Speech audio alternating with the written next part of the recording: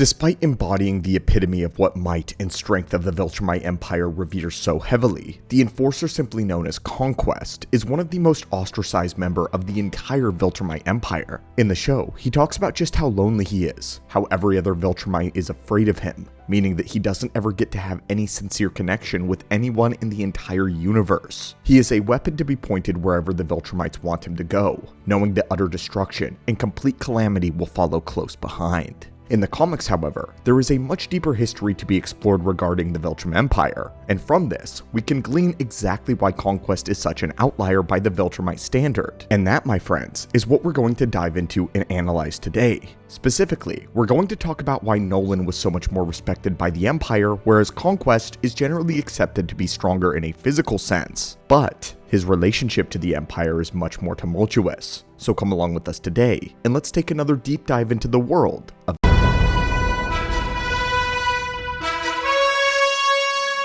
In the modern age, we know that the Viltrumites operate on a culture of warfare, and it was the same sense of dominance that led them to massacring their own people all those years ago. But despite that being the Viltrumite is known for, they were also a planet of scientific prosperity. They collected technology and artifacts from every world that they conquered. This meant that Viltrum became a hub where the greatest minds in the galaxy sent their best work. Viltrum didn't just conquer worlds for the sake of controlling them or more territory, they wanted a proper empire, and the resources of the worlds they conquered played a major role in expanding their understanding of science and technology from across the entirety of the galaxy. When Nolan goes to a planet, he has an uncanny talent for getting them to listen to them by inspiring greatness in the races that he interacts with, and this was an attribute that came after Viltrum was ravaged by the Scourge virus. Before the defection of Thaddeus, Viltrum had the manpower and ability to conquer a world with force with a legion of Viltrumites, and for a while, this is exactly how they prospered. It was quick, it was easy, it was effective. But after the Scourge virus eradicated over 99% of their population, they needed to go into damage control mode. They could not allow the galaxy to see just how far they had fallen, so they needed to find a way to maintain appearances without tipping their hand, and revealing that they had actually become extremely vulnerable. However, they still needed to keep on conquering, because if they slowed, or worse, if they stopped, then someone would figure out what was really going on. And so they changed tactics, and while Nolan adopted this in this new era, Conquest did not change his tactics. The new system of the Viltrumites was to send one Viltrumite to each world, but instead of conquering that world by force, they were instead meant to slowly assimilate them into the Empire. The new objective of the Viltrumites was to practice diplomacy, to inspire organic change that resulted in the planet willingly surrendering themselves to the greatness of the Empire, and this is where Nolan and Conquest deviated significantly. On Earth, Nolan rose to the ranks as the world's greatest superhero, and had the entire planet looking up to him in a matter of a few decades, which to a Viltrumite is a mere speck in their lifespan. We also know that Nolan has been effective at this before. He was so well respected that when a funeral was held for the greatest superhero team that the Earth had ever known, he was the one that gave the worldwide eulogy,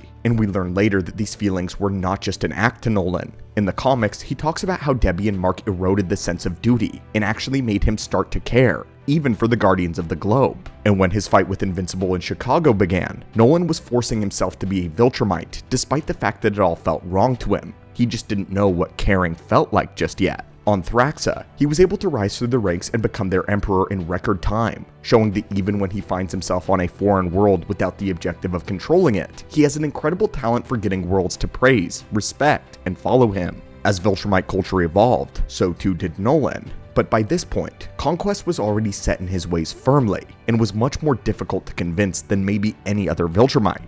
Conquest is considerably older than Nolan, both of whom were alive during the golden age of Viltrumite superiority, but Conquest saw many more battles than Nolan did before the Scourge virus ever broke out. But Conquest had something more concerning happen to him: his deep enjoyment of a fight, and this being one of the only times where he could really connect to another individual. Nothing brings Conquest more personal joy because of how Viltrumite functions, but more on this in just a moment. The skill that Nolan displays is a talent that is highly respected by the Viltrumites, and it shows that they can change. But this is a talent that Conquest simply does not have.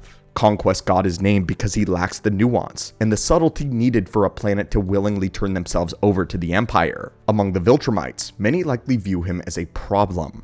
Conquest is only called the planets when they show continued physical resistance. Nolan is the carrot, Conquest is the stick. And when the Viltrumites began to progress, Conquest was left behind. Beyond this, however, we know that this lack of connection is not specific just to Conquest, and it's actually an empire-wide phenomenon, which is a byproduct of their extremely long-lived lives. As Viltrumites age, it actually becomes harder to develop prolonged personal connections over centuries, since these connections simply fade over an absurdly long amount of time. And this is especially potent since Viltrumite numbers have dwindled rapidly, and the Viltrumites who remain need to spread out in order to maintain their appearances. Nolan simply says that the Viltrumites are not accustomed to forging personal connections because their lifespans make it difficult for them and for them to connect with other living beings, especially when the vast majority of beings that they interact with don't live very long at all compared to them. When Nolan refers to Debbie as a pet, his claim is not meant entirely unfounded, given that he is over 2,000 years old at this point. Assuming that Debbie lived to a nice round number of 100 years, this still means that she is only living for 0.5% of Nolan's life, which in human terms would be caring for something that lives for about 6 months. Many of the pets that we traditionally keep, like cats and dogs, live well into their teen years, and with proper care and good nutrition, something like a gerbil can live up to 5 years with relative ease, as long as they are treated well and cared for properly. So it's easier to see why Nolan would be so detached, and to think of humanity like this. However, it's also Debbie's impact that makes it all the more significant, being able to break through to Nolan, especially considering the short window of time that she has to work with. When Conquest says that he is lonely, he is echoing a problem that is facing the entirety of the Viltrumite Empire, not just him. Conquest has a difficult time assimilating with the more highbrow nuances of the Viltrumite culture, like respect for science, history, and technology. When Conquest says that he enjoys bloodshed, he's not just saying that it satisfies him, but instead, he's saying that this is all that he believes that he has left. There is nothing else in Conquest's life that brings him joy,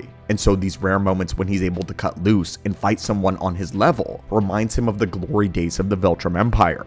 Once upon a time, this was Conquest's life day to day. This is the only thing that ever gave him purpose. He would go to one planet to another, going down Viltrum's list, and they would prepare their defenses against him. Conquest would watch as the forces of an entire world would raise arms in fear, and they would do their best to fight him back. By his side, he had an entire battalion of like-minded warriors who wanted nothing more than to subjugate entire worlds. And even though Viltrumites did not have the same connections as we do, this was still a team. These may not have been friends with one another in the traditional sense, but they were united under a common goal. However bloody and violent it was, Conquest still had a connection.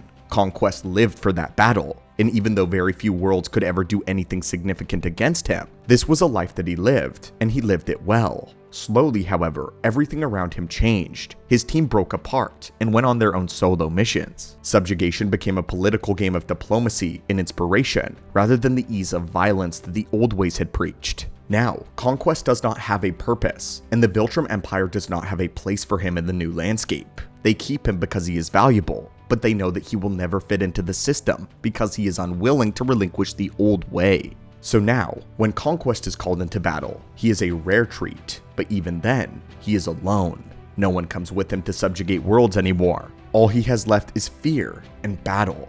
Every planet he goes to, people fear him, so we can't understand why the other Viltrumites would be avoiding him, when in reality, they're not. They're just occupied with their new mission parameters that Conquest does not understand, but Nolan does. Even though Nolan is not particularly social on Earth, he understands how to weaponize features of strength and nobility, how to gain respect, how to earn love. He is revered as a hero because he knows how to get people to look up to him, and just blindly massacring anyone who stands in his way is not the way to do that. But along the way with Nolan, it all became very real. He began laying his life on the line legitimately to protect humanity, even if he didn't realize it consciously yet. It is all a matter of adaptability, which Conquest is unable to see.